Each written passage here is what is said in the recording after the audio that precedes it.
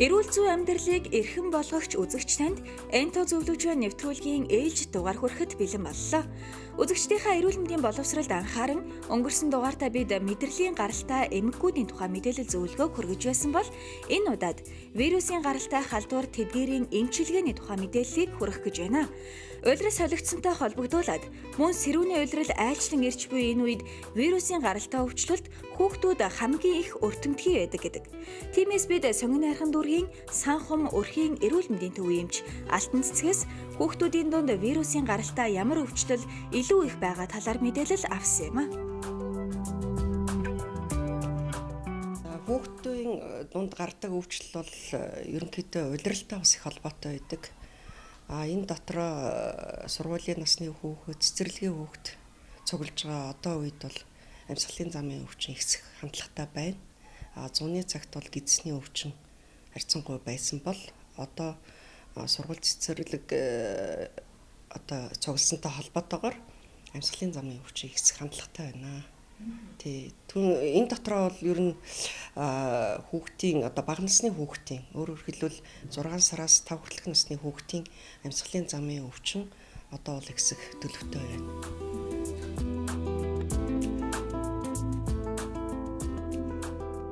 Вирусын гаралтай өвчлөл зөвхөн хүүхдүүдийг дайран өнгөрөх биш, насанд хүрэгчдийг ч гэсэн өвчлүүлэх эмэггүүдийн нэг байдаг.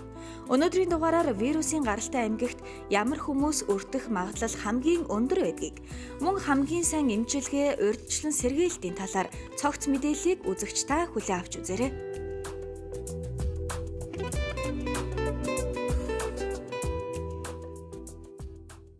Энто зөвлөгөө нэвтрүүлэг маань үргэлжлэж байна үзэгчтэй. Өнөөдрийн бидний ярилцах сэдэв маань вирусын гаралтай халдвар тэдгээрийн эмчилгээний талаар ярилцах байгаа. Энэ талаар дэлгэрэнгүй мэдээлэл өгөхөөр анагаахын үндэсний шинжилгээ ухааны үндэсний их сургуулийн багш доктор профессор Одондоо Ябагшиг студид орсон байгаа. Ингээд бүгдээрээ зочноо хамтдаа хөтцгээе. Танд энэ өдрийн мэндийг хүргэе. За бүгдээрэнд нь үзэгчтэй ч гэсэн энэ өдрийн мэндийг хүргэе.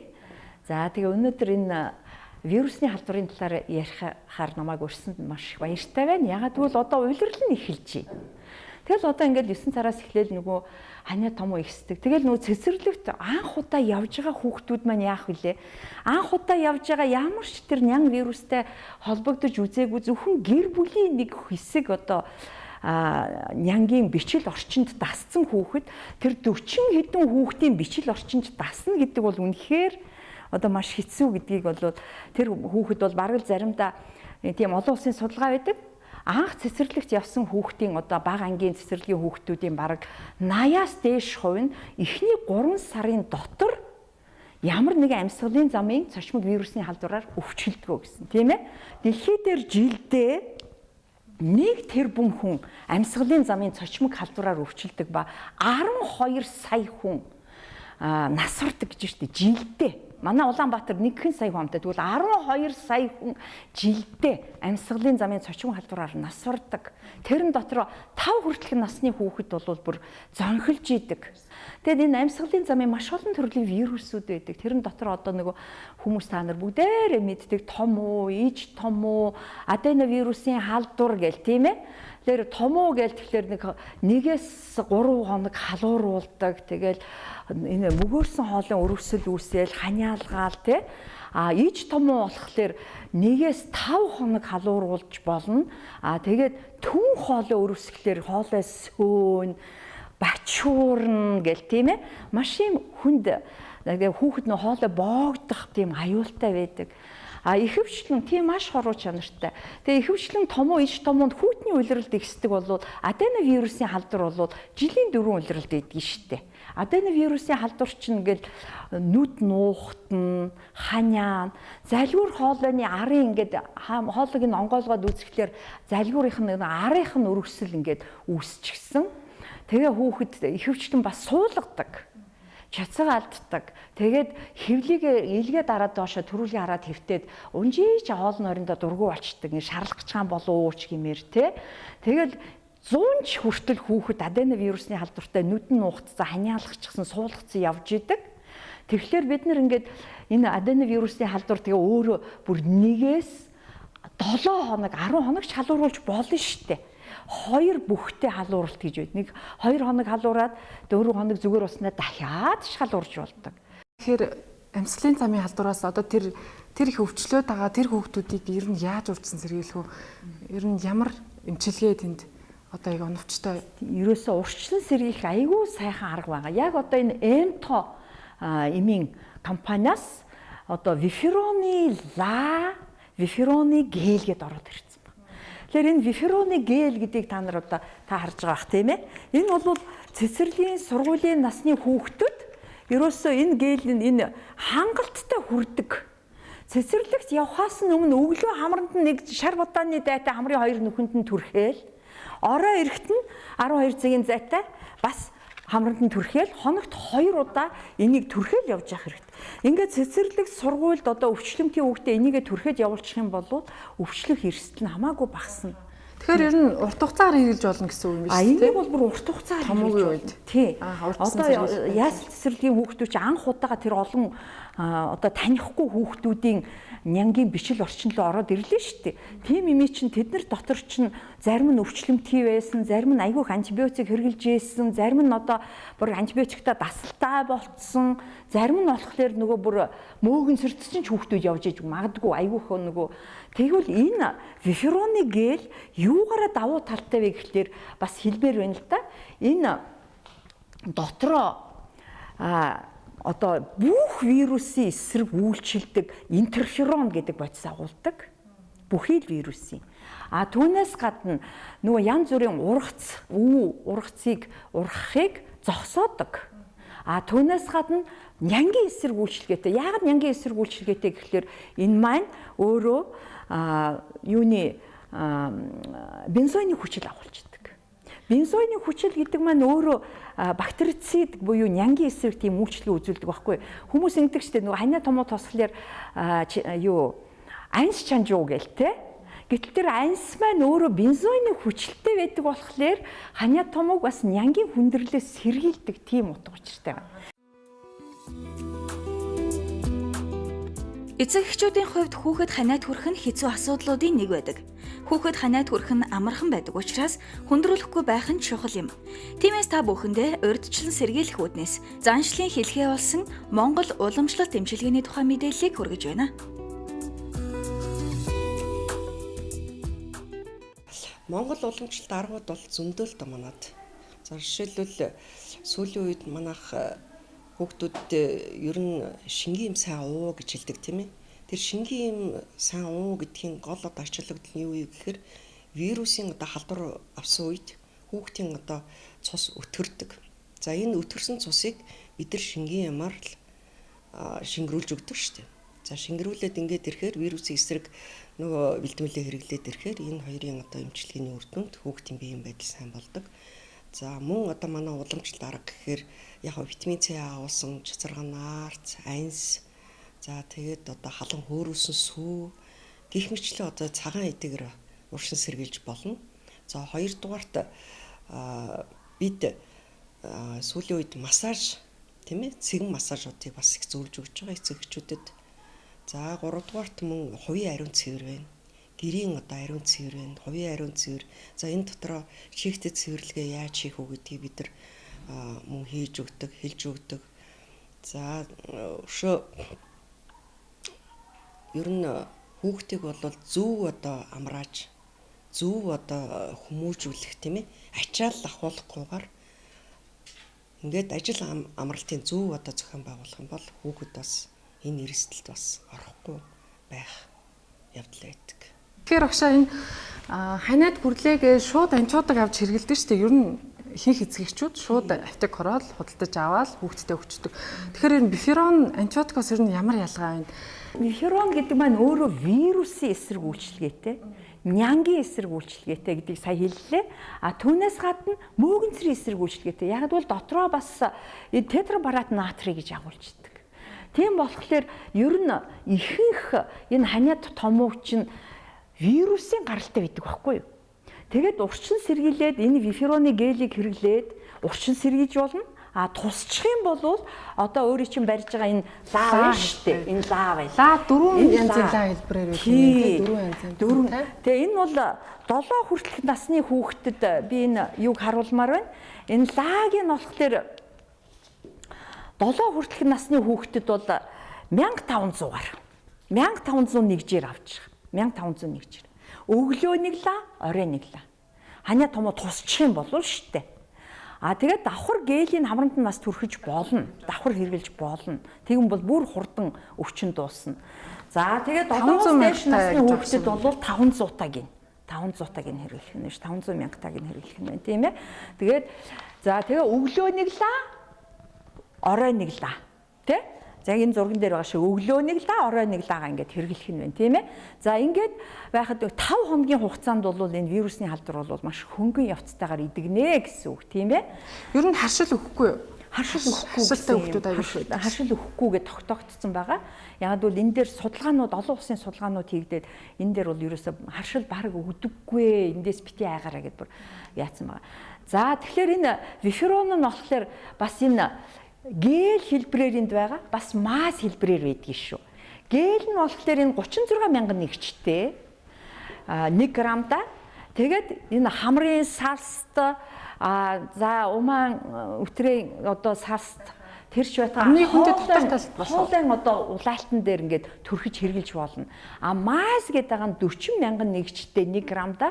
Энийг болохоор юунд хэрглэх үгвэл ерөөсөө гадуур одоо нэг ургацаг үү гэдэг чинь вирусны гаралтай шүү дээ. Папилловирус ургалт. Тэгээд тэр үүн дээр түрхэж болно. Бэлгийн замын папилловирусны ургацсан дээр түрхэж болно, тийм ээ. Энэ болохоор хатуу гадаргуу нэг арьсан дээр түрхдэг. Гэл нь болохоор салсан дээр түрхдэг. Тэгээ гэл нь юугаараа давуу талтай гэвэл бүр дөнгөж төрсэн яраа хүүхэд ханиа томооны орчинд айлд ингээд яраа хүүхэд байдаг. Гэтэл хүүхэд ах нь их чинь цэцэрлэгт сургуульд яваад ингээд цэцэрлэгээс дандаа ханиад авчирч өгөөд байна гэвэл тэр ярааг хамгаалахын тулд энэ гээлийг дөнгөж төрсөн яраа түрхэж болно. Ямар ч аюулгүй. Дутуу нэрэж хэрэглэж болно гэсэн үг шүү дээ. Хэрэглэж болно. Жирэмсэн ихэд ч хэрэглэж болно. Тэрийг өөрөө энэ гэл нь бол айгүй давуу талтай. Масыг нь болохоор нэгээс дээш насны хүмүүст хэрэглэдэг гэдгээр бас нэг онцлог байгаа. За тэгээ цаашаа би нэг хэдэн судалгаа танилцуулмаар байна л да. Энэ судалгаан дээр ингээд вифероны гелийг амьсгалын замын энэ вирусны халдвараас урьдчилан сэргийлэхээр одоо Оросын маш том судлаачид судалгаа хийгээд үзсэн чинь яг томоогийн уйлралд энэ амьсгалын замын цочмог халдварын тохиолдол 2 дахин буурсан байна. За тэгээд эмнэлзэн шинж 1.7 дахин багассан. Мөн амьсгалын замын цочмог халдварын хүндрлийн тохиолдлууд 3.3 дахин цөөрсөн. Хүнд хэлбэрийн тохиолдол 2.2 дахин багассан гэд тийм ээ. За нөгөө амьсгалын замын цочмог халдвараас болж хоолой боогддог нөгөө ларингит гэдэг өвчин байдаг шүү дээ тий. Тэгээ хоолой боогдох шинж бол 3 дахин цөөрсөн. Энэ цөөрж ийн гэдэг маань энэ хүндрэлүү цөөрж ийн гэдэг маань нас уралт багаснаа л гэсэн үг шүү дээ тийм ээ. За ийм чухал. За ингээд сургуулийн насны өмнөх насны хүүхд нөгөө яасэл цэцэрлэгт явдаг хүүхдүүдэд энэ гелийн нэгэ түрхээд явуулсан юм байна л та. Тэгсэн чинь урд нь 80-аас 90% 3 сарын дотор амьсгалын замын цочмог халдвараар өвчилж байсан бол гэл түрхээд явуулсан хүүхдүүдийн 41% нь 3 сар хагасын турш огт өвчлөөгүй гэж шүү дээ. Анх удаага тий ерөөсөө өвчлүүлэхгүй байна. Халдвар өгөхгүй байна. Вирусын халдвар өгөхгүй байна. Тэгээд энэ цэцэрлэгээ энэ өвчний ханиа томоогийн улмаас таслах нь 2.2 дахин багассан. Мөн амьсгалын замын цочмог халдвараар өвчлөх нь 2 дахин багассан. Тэгээд дархлын тестүүдийг ихсэхээс гадна энэ ханиа томоо туссан хүүхдүүд нь антибиотик авах эрсдэл нь антибиотик авах нь бүр эрс зүйрсэн. Манайхны нөгөө эцэгчүүд ярьдаг ч хүүхдэд цэцэрлэгийн дархлаа тогтоох хэрэгтэй гэдэг. Ерөнхийдөө эмчид дандаа тийм зовёртой хүүхдүүд айгүй 9 сар гараал эхлэнгүүд ханддаг. Тэгэхээр энэ бифероноор хүүхдийн цэцэрлэгийн дархлааг тогтоож болно гэсэн үг. Болно гэсэн үг. Ерөөсөө яйслал цэцэрлэгт анх удаага явж байгаа, хоёр дахь явж байгаа өвчлөмтгийн хүүхдэл бол зуны турш нөгөө гэр бүлийн бичил орчноос одоо тэр бүхчим 40 эдэн хүүхэдтэй аюул олон хүүхдийн бичил орчин руу холилдож эхэлж байгаа энэ хүүхдүүдэд вифероныг гээлээр хамранд нь түрхэхийг л зөвлөж байна. Ингэх юм бол ханиа томоо тусах нь бол 2 дахин цөөрнөө гэсэн үг тийм ээ. Цөөрнөө гэсэн үг. Тэгэхээр сүүлийн үед бол вирусээр үүсгэж байгаа энэ ханиадыг манай одоо эцэг эхчүүд өөрсдийнхөө одоо ерөөсөө эмчит хандахгүйгээр өөрсдөө одоо дураараа шууд антибиотик хүүхэд хэрэгэлдэг тал байдаг. Ер нь ихэвчлэн байдаг. Ер нь ихэвчлэн ирж үзүүлж байгаа хүүхдүүдийн ихэнх нь одоо антибиотик хэрэглэжсэн ирдэг. Тэгээ энэ дээр бол бид нар эцэг эхчүүд зөвлөгөө өгөөд тухайн одоо томоогийн вирус юугаар одоо үүсгэсэн байна уу? Тэр томоогийн вирусыг одоо юугаар эмчлэх үү гэдгийг зөвлөгөө өгөөд эмчилгээ бичиж өгөөд ингээд эмчилгээнд оруулдаг. Ер нь бага насны хүүхдүүдийн дунд манайхан бол яг хүүхд одоо жишээлбэл 2 улирал солигдсон шүү дээ. Одоо зуны улирал байж байгаа, намрын улирал ороо, сэрүү орлоо. Энэ үед тогтуулаад нөгөө хүүхдүүдэд зуны улиралд одоо сойулж асарч исэн энэ үеэ одоо сэрүүний улиралд яаж одоо хөрвж хүүхдээ асрах вэ гэдгийг эцэг эхчүүд зөвлөгөө өгөөд тэрний талаар одоо радио телевизээр зөндөл ярьж байна л да. За энэ зөвлөгөө манай эцэг эхчүүд өөрсдийнхөө одоо гэр бүлтэй үр хүүхэдтэй хэрэглэх нь зүйтэй гэж бодож байна. Вирусын эсрэг эмчилгээ гэж одоо манай улсад сүүлийн үед орж иж байгаа наферон байна. Пиферон гэдэг эмчилгээнүүд байна. Энэ эмчилгээнүүдийг бид нар бол практикт өнөө үед бол нэлээд хэрэгжилж байгаа. За энэ одоо вирусын эсрэг эмчилгээ маань яг оновчтой хүүхдийнхээ одоо килограммжинд нь зөв тооцоод ингээд хийх юм бол вирусын эсрэг эмчилгээг бол маш одоо үр дүнтэй хийгдэж байгаа гэж үздэг. Тийм ч учраас бид тэр энэ сонголтыг хийж байгаа. За би саяхан Оросын холбооны улсын хүүхдийн мэрэгчлэр дээд курс хийгдэрсэн. За энд болохоор Оросын холбооны улсын одоо бага насны хүүхдүүд зөнгөлтөнд тохиолдож байгаа вирусын одоо эсрэг халдвар ханиаданд мөн л одоо энэ пиферон болон бусад одоо вирусын эсрэг юмнуудыг одоо хэрэгжилж байна л да. Ер нь эмчилгээний тактикт бол тэрийг одоо гол үр дүнтэй гэж авч үзэж байна. Антибиотикоос илүү вирусын эсрэг оновчтой эмчилгээ хийхэд хамгийн чухал гэж үзэж байна. За би энэ нэг сонин судалгаа харуулах гэдэг нь л да. Энэ газрын зураг дээр энэ дээр одоо томоогийн тархалт энэ Оросын холбооны улсад нөгөө дэлхий дээр гахаан томоо гараад ирлээ гэсэн чинь Путин гоё ишээ ерөнхийлөгч биш байх та тушаал гаргасан байгаа шүү дээ. 5 хүртэлх насны бүх хүүхэд тэгээ жирэмсэн эмэгтэйчүүдэд вифероны лаг хэрэглэхийг зөвсөн байна. Тэгсэн чинь сүүлийн 4 жил Оросын холбооны улсад томоо тус өвчний тахал илэрэг байгаа шүү дээ. Ямар ч тийм тахлын шинж байхгүй. Бусад улсад томоо тус өвчний тахлууд ингээд харагдаж байгаа та нарт харж байна. Тэгээ Оросын холбооны улсад тахал хэлбэрээр гэдэг нь хүн амын 8%-аас дээш өвчлөөгүй. Ганц нэг тийм цөөхөн тохиолдууд байлгүй яах вэ? 1-2% бол өвчлөө шүү дээ. Тахал хэлбэрээр өвчлөөд одоо улсад карантин тогтоох тийм хэмжээнд бол ороогүй гэсэн. Тийм болохоор энэ бол бас их чухал үзүүлэлт шүү. Монгол улс ч гэсэн одоо томоос тус өвчнийг тахал хэлбэрээр одоо явуулахгүй тулд энэ вифероны гээлийг 5 хүртэлх насны хүүхдүүдэд хамгаалахаар эсвэл томоогийн үед лагийг одоо хэрэглээд авах юм бол энэ улс даяар тахал хэлбэрээр тарахгүй маа гэдгийг бас хэлмээрээ. Яг энэтэй холбогдуулаад нэг мэдээллийг манайх олсон байгаа л да. Биферон гээл төрийн шагнал авч ирсэн гэсэн. Ер нь энэ талаар та мэдээллийг. Тий. Ер нь Оросын холбооны яг саний дээр судалгаан дээр хамгийн яг энэ судалгаан дээр холбогдоод төрийн шагнал хүн авдаг. Ямар нэгэн им авдаггүй. Тэгэхэд одоо Оросын холбооны улсад хамгийн анх төрийн шагнал авсан эмийн бэлтгэл бол виферон юм байлээ. Тий. Яагаад гэвэл энэ бол одоо бүтэн 4 жил одоо сүүлийн 4 жил бол энэ улсыг ямар нэгэн томоо тус өвчнгүй болгож чадсанараа их онцлог юм байна. За тэгээд энэ бас нэг судалгаа байна л да. Өвчлөмтгий зүгээр эрүүл нэг өвчлөмтгий биш хүүхдэд лаг бид нэгээс өглөө орой 5 хоног л хэрэглэсэн шүү дээ, тийм ээ. Тэгвэл эрүүл мэндийн 2-4 дугаар бүлэг гэдэг маань өвчлөмтгий хүүхдүүд, өвчлөмтгий дархлаас уларсан насан турсан хүмүүс ч байж болно. Ийм хүмүүст бол бас ингээд вифероны лаг хэрэглээд судалгаа хийсэн чинь халуурах шинж нь 1 хоногор багассан байна. За хордлогын хам шинж нь 2.7 хоногор. Хамрын одоо сааттай амьсгал нь бүр 4 хоногор цөөрсөн. Улайлтад үрвсдийн шинжүүд нь хоолой улаах, нүд улаах тийм ээ бүх шинжүүд нь 3 хоногор цөөрсөн. Тэг дараагийн удаа амьсгалын замын цочмог вирусны халдвараар өвчлөх нь ахаад 2.5 дахин багассан гэсэн ийм судалгаа гарч ирсэн байна. Тэгэхээр бид нэр бас өвчлөмтгий бүлгийн хүн амдаа энийг хэрэгжилж яах нь энэ өвчлөлийн эрс цөөрүүлэх боломжтой юм аа гэж хэлмээр байна. Тэгээ энэ бас олон улсын судалгаа байна л да. Энэ вифероныг салхин цэцэгтэй хүүхдэд хэрэгэлсэн чинь хорлогын хам шинж 2.5 дахин богиноссон. Халууралт үргэлжлэх хугацаа 3 дахин багассан. Тууралт гарах ба тууралт нөгөө захтандаг тэр шинж тэмдэг нь 3 дахин богино. Тийм ээ?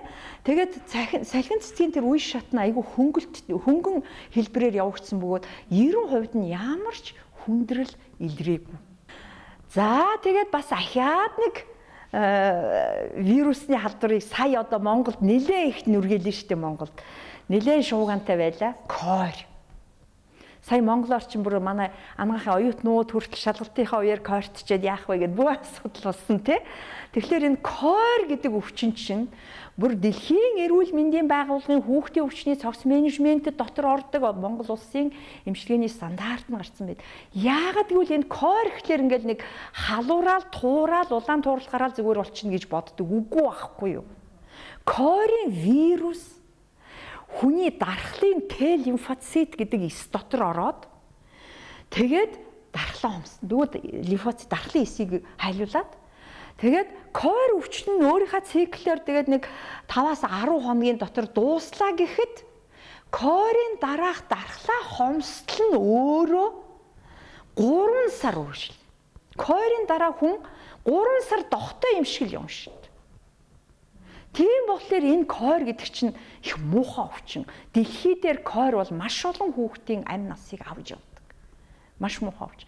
Тэгээд энэ корийн вакцин хийлгээгүй нөгөө өвчлөмтгий байжгаад вакцинаасаа хоцордсон хүүхдүүд корийн хүндрэл аваад Ленинградын хүүхдийн эмнэлэгт хэвтсэн байна л да. Тэгээд энэ Ленинградын хүүхдийн эмнэлэгт хэвтсэн койрцсон хүүхдүүдэд ингээд вифероныг лагаар хэрэглээд нэг бүлэг хүүхдүүд нь лагийг хэрэглээд нэг бүлэг хүүхд нь хэрэглээгүй. Ингээд судалгаа хийгээд үтсэн чинь Ленинградын хүүхдийн акцент ямар судалгаа гарсан гэхлээр нөгөө лаа хэрэглэсэн хүүхдүүдийн корийн хүндрэл нь ялангуяа нөө хоолой боогддог ларингит гэдэг хүндрэл тохиолдох нь эрс цөөрцөн тий. Тэгээд антибиотик эмчилгээ авах шаардлага эрс багассан.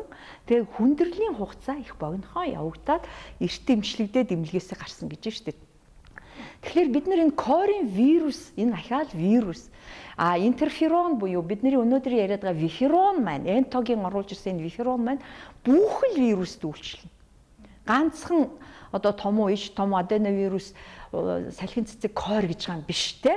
Бүхэл вируст үйлчлэнэ. Тэгэхээр том хүнд ер нь хэрэгжилж болох уу? Ер нь вирусын халдвар том хүний ер нь насан туршидтын дунд ер нь ямар тархалттай байдаг вэ? Насан туршидтэр бол том уу, иш том уу тусгаад бол харьцангуй 1-2 хоног халуураад нэг нус нь гоожоод эсвэл хамраас нэг цус гараад ч юм уу те.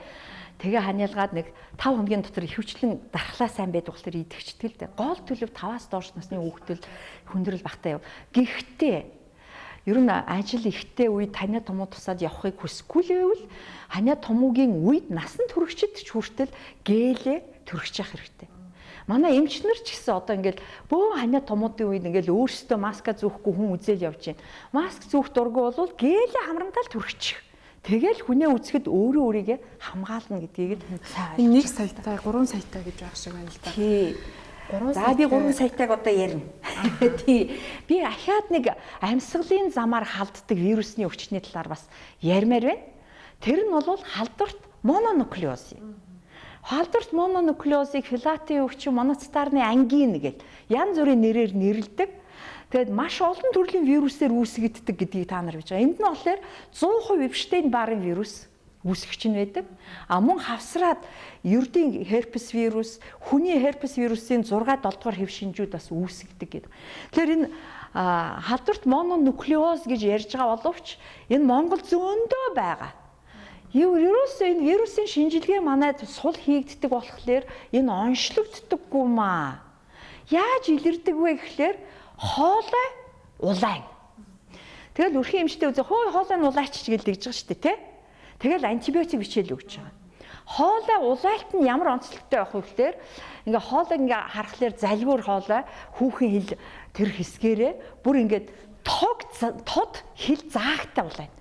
Эрүүл салст нь ягаан байхад маш тод ингээд бүр шугам зурцсан юм шиг тод заагтай улайдаг. Тэгээ мэдээж дээрэс нь ингээд жоохон хүүт уус мос ингээд хүүтийн мэдэж мэдэх юм бол идэлж болно. Тэгэхээр энэ бол хоёр дахь шнянгийн халдвар авч. Тийм болохоор манай эмчнэр антибиотик авах нь зөв л дөө. Гэхдээ ихэнхдээ идээлээгүй улайлт бол энэ вирус байдаг. Халдварт мононуклеоз. За одоо ингээд намар болж байна. Би одоо нэг чухал юмыг бас хэлмээр байна. Юу гэхээр намар шар өвчин гэж бидний ярьдаг.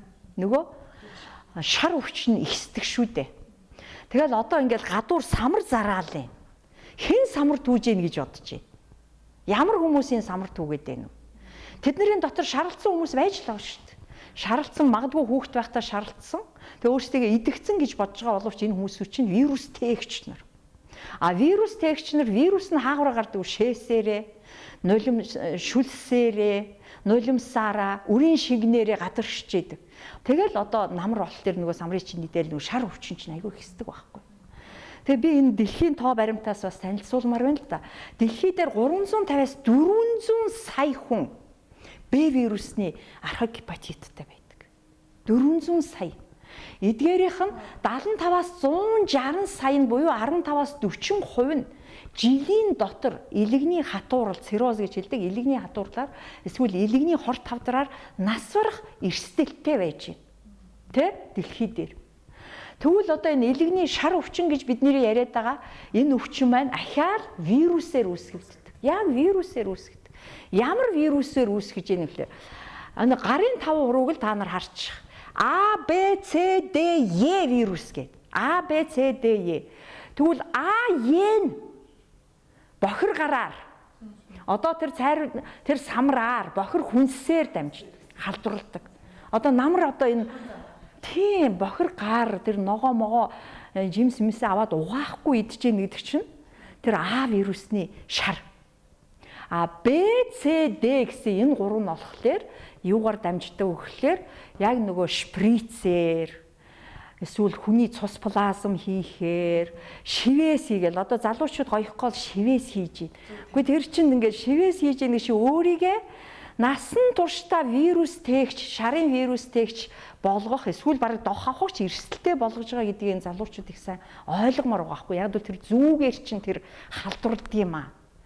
Тэгээ тэр энэ Б, С, Д гуравч нь бол хамгийн муухай ягаад гэвэл дандаа архагшдаг, дандаа архагшаад илэг хатууруулдаг, илэгний хадар үүсгдэг Б, С, Д.